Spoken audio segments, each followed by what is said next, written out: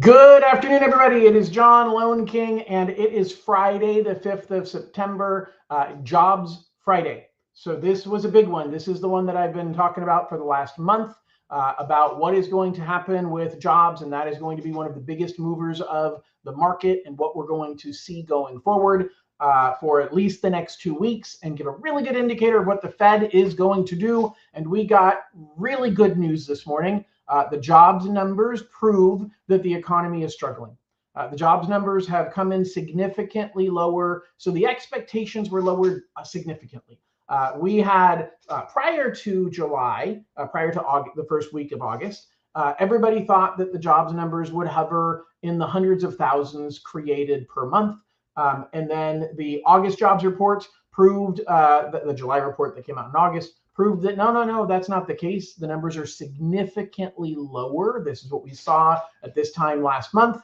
And now they said, okay, fine.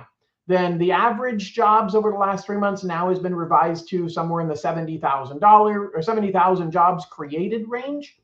And yet, so they set the expectation there, about 70,000 jobs created this month in the month of August. Not true. We had like 20 some odd thousand. I think it was 22,000 jobs that were created, which proves the job market is struggling. The unemployment rate is up to 4.3%. That's the highest since 2022. That is not good news for the economy. I'm hearing just more and more anecdotal evidence of people either losing a job, knowing somebody who lost a job, being concerned about losing a job. And that is a concern about, hey, are we headed towards a recession? Even if we're not and we stave off a recession, we're still having some cracks forming in the economy. So what does this mean for the Fed? That is the big thing that's happening right now, is the question mark. What is the Fed going to do? Because the Fed meets in a week and a half. And everybody's talking about a rate drop, and the Fed's going to lower interest rates by 0.25%. Some people are saying the Fed's going to lower interest rates by 0.5%. The reality is the market already expects the Fed to do a rate drop in a week and a half. And so if the Fed drops rates in a week and a half, there's going to be no huge floodgates opened up of interest rates coming down further. Okay, the market is already expecting a September rate cut. So this isn't about, oh my gosh, let's wait and lock our interest rate until the day after the Fed announces the rate cut. That's not how this works. We saw another drop in interest rates today because the jobs report confirms the Fed is going to lower interest rates. So the market reacts to what it thinks the Fed is going to do. And the Fed is 100% expected to drop interest rates in September. The question is, what's going to happen in October and December? So the Fed meets every 6 weeks. So they're going to be meeting on the 16th and 17th and making an announcement at that point in time on Wednesday the 17th. And then they meet the last week of October. So they'll be making another announcement on October 29th. The market has like a 75% expectation the Fed's going to lower interest rates in October. And as a matter of fact, the next meeting after that in mid-December, the market has about a 30 to 40% expectation right now that they're going to drop rates in December. So the market already set rates on mortgages, assuming 2 for sure, and likely a 3rd rate drop this year. So if the Fed comes out in a week and a half and says, you know what, we're going to drop interest rates now, but we're probably not going to drop them much more by the end of the year, which is what they did exactly a year ago, then we have the same repeat we had a year ago, which is that rates are going to move back up in a week and a half. So you have a window right now. Now, I think there's a good chance the Fed is going to not say that.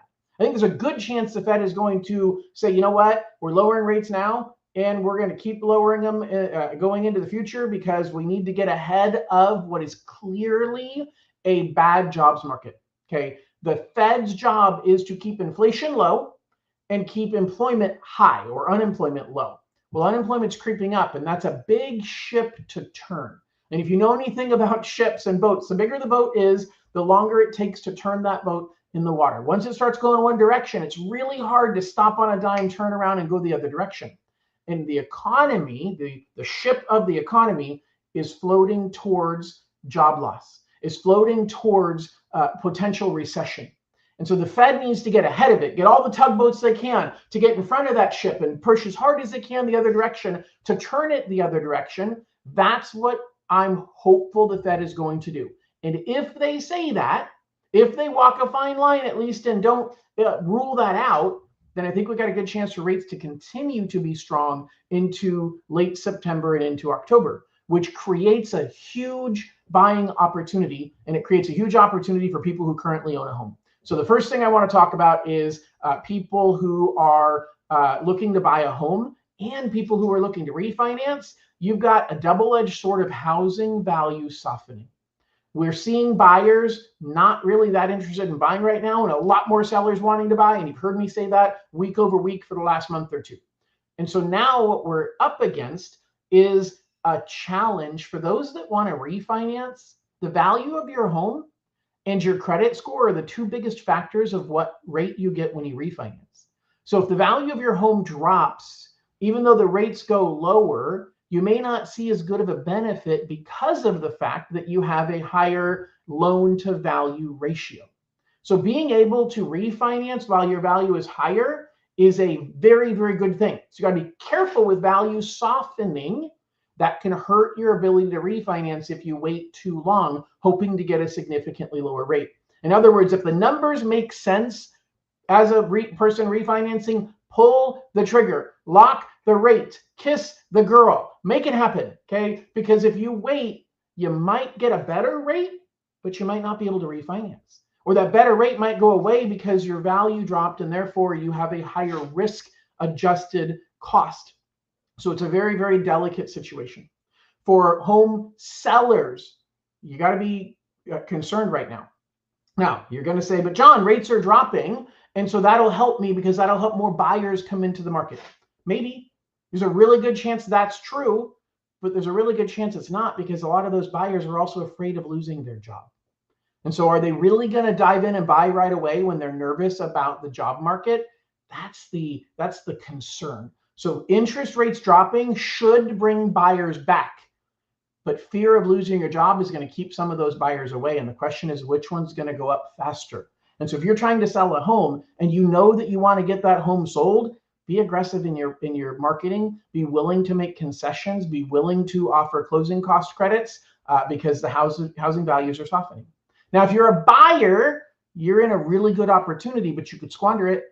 Because if you wait too long and you get greedy and you say, man, I wish that prices would drop a little bit. And it's kind of funny because if we go back to 2020 and 2021, I had buyers all the time saying, I just wish I could get a seller willing to accept my offer.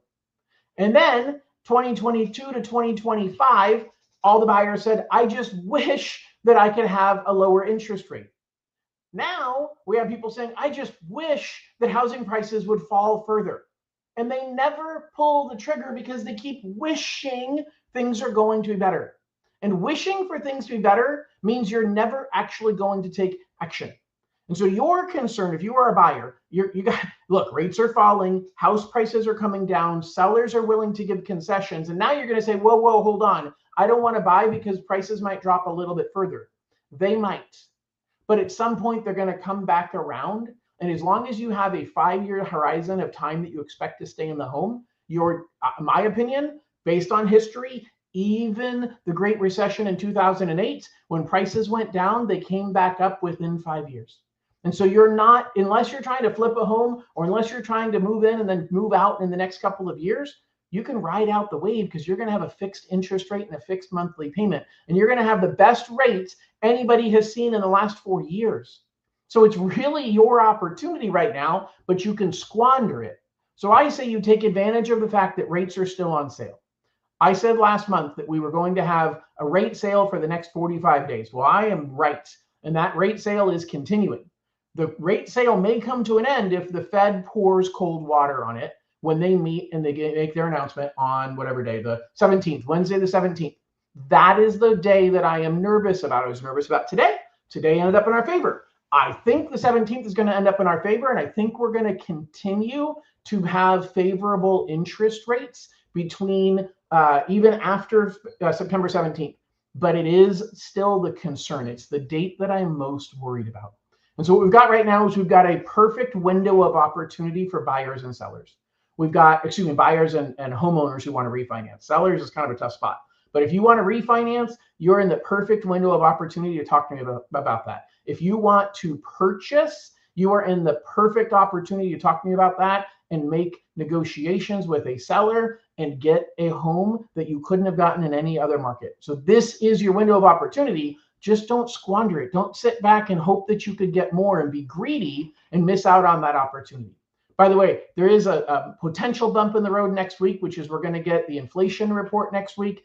I don't expect that to be a big deal, but it is a wild card before the Fed meets that if the inflation report next week shows inflation increasing, that could be a big indicator that the Fed is going to not be as aggressive in lowering interest rates. And so we might see the big rate sale get a little bit less on sale next week if the inflation report comes in strong. I don't think that's going to happen. I think we've had pretty consistent inflation reports. I think that the labor issues, the unemployment issues are a bigger deal than inflation right now. So I don't think that's going to be a problem, but I want to keep you informed.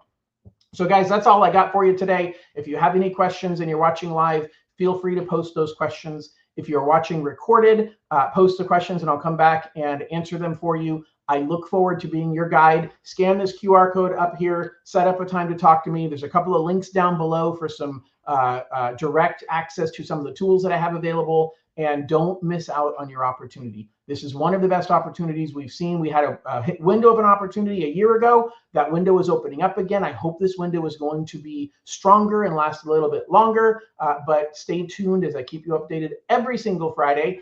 Please share this information with anybody that you know that could use it. Please reach out to me. My team and I are standing by to take great care of you, to help answer your questions about whether a refinance makes sense, or to help you figure out what numbers it's going to take to make a refinance make sense. So you can scan this QR code. You'll get to my website. You'll be able to schedule a call with me. You'll be able to start the application process. If you know that you want to get ready to refinance or you want to get ready to buy a home, the fastest way to do it is to start the application process. And that way we can pull the trigger when the time is right. Really appreciate everybody listening. Hope you have an absolutely wonderful weekend, and we'll talk to y'all very, very soon. Bye-bye.